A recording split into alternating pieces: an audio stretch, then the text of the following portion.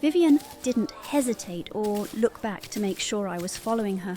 She somehow knew I was. She moved around stealthily, ensuring no one noticed me crouching behind her. As we turned a corner, she peeked her head over and then turned back to me to speak. "Before we take off with these brooms, you need to blend in with the rest. I'm afraid a plain, dirty black robe won't do," she pointed out. "What do you mean?" I asked, tilting my head. "Choose one: Slytherin, Ravenclaw, Gryffindor, or Hufflepuff." I had no idea what any of those words meant, but I knew I was supposed to choose one. I decided on the last one she mentioned, since I couldn't remember the other three. "Hufflepuff," I said uncertainly. "Fine." With a flick of her wand, my plain black robe transformed into one adorned with a yellow insignia, golden yellow trims, and a yellow tie.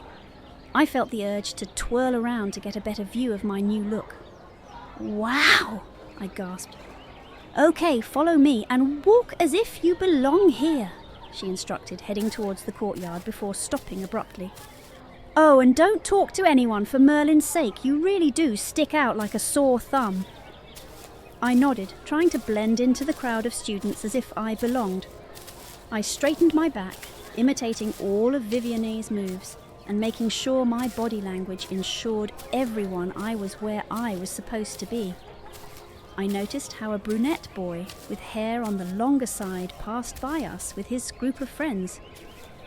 They all had the same black robes, except these had red trims. His eyes scanned Vivian as she tried to act like she didn't see him while walking by, but he grinned maliciously before calling her name out. "Hey Vivian, heard about that little broom accident?" he taunted. Vivian stopped in her tracks, muttering something under her breath before she turned around. She clutched her wand tightly. "Yeah, and?" she spat out. "Seems like you won't be getting in the Quidditch team after that epic fail." He joked, but I could tell it wasn't friendly by his tone. "Just like last year and the year before that." "You don't know that!" The unknown boy's eyes wandered and landed on me. His grin widened when he saw fresh meat to taunt and tease. "Who's this you have with you?" he asked. "None of your damn business," Vivian spat out again before grabbing my arm. "Come on, Alanza." Alanza, never heard that name before. And I've never seen you here before. He pointed out, turning over at his friends after catching a glimpse of the insignia on my robe. "Hufflepuff, eh? Looks like Vivian's making friends with the weaker students to make herself feel better." I knew that was a jab at me. I still held my composure, but locked eyes with this stranger who felt comfortable enough to insult me without even knowing who I was. "And you are?" I asked, raising an eyebrow. "Ha, really? Do you live under a damn rock?" "No, not really. I just don't care who you are," I shot back. The same group that had been cheering him on now let out a collective "ooh" at my retort. The boy's smug grin faltered as he glanced at his friends to silence them before turning back to me. I hadn't meant to strike a nerve. I genuinely didn't care about him. But the way my comment seemed to unsettle him was satisfying. "Whatever.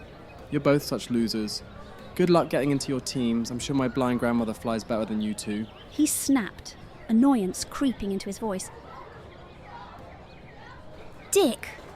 Vivian muttered under her breath as she continued walking, trying not to let his words get to her. "Who was that, anyway?" I asked, glancing over my shoulder to watch him strut away, arrogance radiating from every step. "Chester Blackwood," she replied, her tone tinged with anger. "He's been Gryffindor's seeker for about 2 years now. Thanks to him, Gryffindor won last year, and he lets it go straight to his head." "Right. What's a seeker, anyway?" "Oh, that's right. You don't even know what Quidditch is," she said, shaking her head. "Think of it as a flying sport. While the other players are busy throwing balls into hoops, a seeker's job is to catch the golden snitch." "Golden... what?" "A golden snitch," she explained patiently. "It's a tiny golden ball. You catch it and you win the game. Sounds simple, but it's a nightmare. The snitch is fast, and being a seeker means you have to be quicker and know how to handle a broom like it's second nature. Which is why we're here." I took a moment to absorb my surroundings. Vivian had led me to a large, oval-shaped arena nestled within the sprawling grounds of Hogwarts. The atmosphere buzzed with excitement. Students filled the stands, chatting animatedly. Others were picking up broomsticks from nearby racks, and a few were already in the air, showing off their skills in hopes of impressing the captains. "Grab one," Vivian instructed, selecting a broomstick from the rack. I grabbed the first one I saw. They all looked the same to me. Vivian called out, "Up!" and her broom instantly flew into her hand. I mimicked her, and to my surprise, the broom obeyed, rising smoothly into my grasp.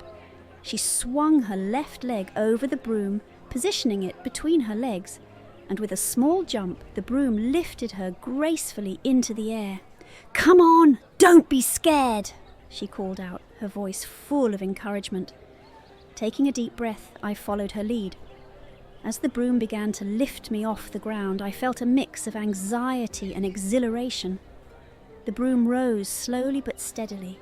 The breeze whipped through my hair, and the familiar weight of the ground beneath my feet vanished, replaced by a thrilling sense of freedom. "Whoa!" I gasped, marvelling at the experience, redirecting my broom towards Vivian. "It's amazing, isn't it? I remember my first time flying," Vivian recounted, her look falling on one of the students in the rows. "There's Aneritz Reyes. She's the captain of the Slytherin team. I want her to notice me." In the stands, 4 students were seated, each wearing striped jumpers emblazoned with their house insignia in red, green, blue and yellow. The only girl among them, with striking strawberry red hair and tan skin, wore green. "How do we get her to look this way?" I asked. "Tricks, just follow my lead," Vivian instructed. "We'll fly in circles and pick up speed as we go." I did as she instructed, following her around the arena, feeling the wind rush against my face. The exhilarating sensation of picking up speed and darting through every hoop was intoxicating. At one point, I even managed to catch up to Vivian, playfully circling around her in the air. "Whoa, calm down, Alanza," Vivian laughed. "I'm the one trying to impress Aneritz here." "Sorry, it's just really fun," I replied, unable to hide my excitement. Vivian paused for a moment, hovering over one of the practice hoops at the centre of the arena. She raised an eyebrow, looking at me curiously. Is this really your first time on a broom?" she asked, her tone laced with disbelief. "Of course," I responded, feeling a pang of anxiety. "Did I do something wrong?" No, she assured me quickly. "I believe you, it's just... I've never seen anyone fly like that their first time." Before I could respond, a small voice from the stands caught our attention. We both turned to see a younger boy dressed in a black and yellow cloak, clutching a broom in his left hand. He seemed flustered and nervous as he spoke to an older student in the stands, a tall boy with curly brown hair wearing the yellow sweater. "Please," the little boy begged, his voice trembling. The older boy, though gentle, was firm. "No, Alexander," he said softly but decisively. "I can show you my cool broom tricks. I know how to fly." Mark, the younger boy, insisted, his desperation evident. "Alexander, you're a first year.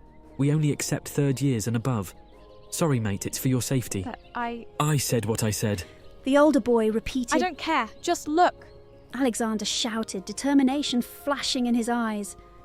The boy completely disregarded the older student's orders and took off in his broom. The Hufflepuff captain could only lean back, arms crossed, watching as the younger boy zipped around the arena. Alexander struggled to maintain control, barely making it through the hoops as he tried, and failed to pick up speed. "Okay, Alexander, I've seen enough." The captain called out, his voice stern yet patient. "What? I haven't even..." Alexander began to protest, but suddenly he felt a sharp tug on his broom. The little boy lost control of his broom, which began to shake violently, tossing him around the arena like a rag doll. His terrified screams echoed through the air as the students gathered to watch, some staring in shock while others chuckled at his desperate attempts to regain control. "Oh no. Poor thing," Vivian murmured, her voice tinged with concern. Then, in a horrifying instant, the broom bucked wildly, flinging Alexander across the arena. He hurtled toward the ground, a free fall that could end in disaster. Without thinking, I leaned over my broom, determination surging through me. I shot forward, weaving through other flyers, my speed increasing with every second as I zigzagged through the air, laser-focused on reaching him in time.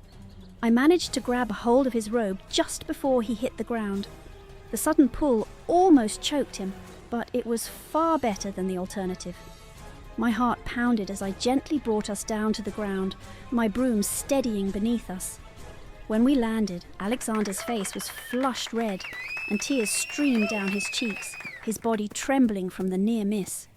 The captains rushed over, immediately leaning over the injured boy to assess his condition. The Hufflepuff captain carefully checked each of Alexander's limbs, asking him questions to ensure he was conscious. Alexander, are you okay? He asked urgently, his voice filled with concern. I don't think I want to fly again. The young boy mumbled, his voice shaky. Vivian landed gracefully in front of me, her expression a mix of relief and amusement. "Wow, what a show," she quipped, a playful grin on her face. I opened my mouth to reply, but before I could speak, someone called out to me. Hey, you! I turned around to see the Hufflepuff captain approaching, a warm smile on his face. Are you talking to me?" I asked, surprised. Yes, thank you for saving my brother, he said, extending his hand for a handshake. That was amazing. How did you even learn to fly that fast? I guess I practice a lot, I stammered, gripping the broom tightly as I tried to come up with a plausible explanation. I've never seen you around before, but you're a Hufflepuff, right? He pointed out, eyeing my robes. Panic bubbled up inside me as I scrambled for an excuse, but the words wouldn't come. She just transferred here, Vivian interjected smoothly, stepping in with a confident smile. The Quidditch captain extended his hand to shake Viviani's as well. Now that he was closer, I could better make out his features. He was a good foot taller than me, with striking hazel eyes, a dusting of freckles across his nose, and messy brown hair that gave him a slightly dishevelled but endearing look. He crossed his arms over his chest, studying me with a thoughtful expression. Is that so? How are you liking it so far? He asked, his tone warm and curious. It's been fun, I replied, forcing a smile, trying to mask my uncertainty. I'm Adrian Blouse, captain of Hufflepuff's Quidditch team. He introduced himself, his eyes lighting up as he continued. And I think you're exactly what I'm looking for in a seeker. My cheeks turned red as I realised someone was actually interested in me and complimenting my skills. It was the first time anyone had ever done so, and my heart pounded in my chest.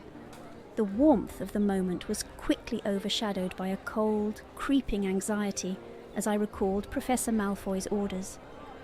He had forbidden me from speaking to others too much, insisting I keep my true identity hidden. "Oh, I stammered, desperately searching for an excuse but coming up empty.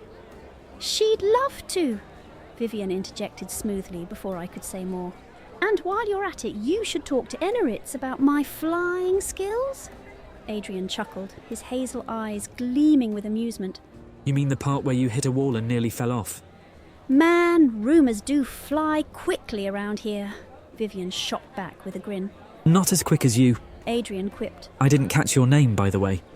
Alanza Campbell, I replied, my voice wavering slightly. Well, Alanza, do you accept my offer?